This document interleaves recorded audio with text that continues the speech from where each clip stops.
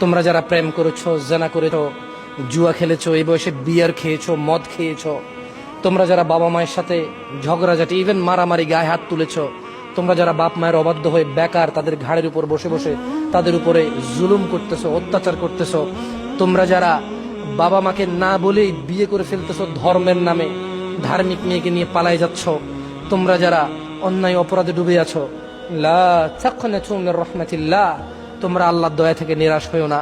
ইন্নাল্লাহা ইয়াগফিরুদ যুনুবা জামিআ, তিনি তোমাদের সমস্ত গুনাহ ক্ষমা করবেন।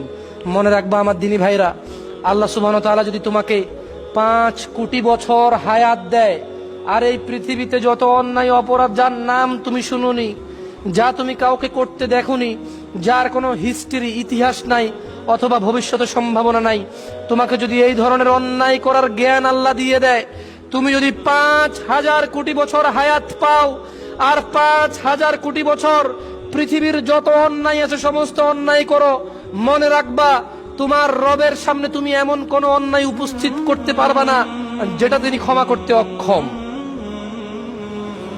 যেটা তিনি ক্ষমা করতে অক্ষম। লা তাকনাতু মির রাহমাতিল্লাহ, রবের দয়া থেকে নিরাশ হয়ো না। তুমি কি এমন অপরাধ করবা? তোমাকে আল্লাহ কতটুকু অপরাধের জ্ঞান দিয়েছে?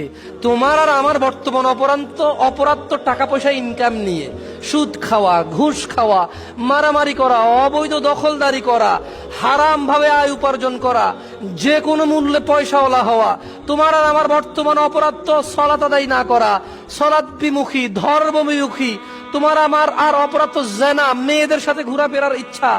এই বিশেষ কয়েকটা অপরাধ ছাড়া তোমার কি অপরাধ আছে বলো, যা আল্লাহ ক্ষমা করতে পারবে না? তুমি কেন নিজেকে এত ছোট মনে করছো?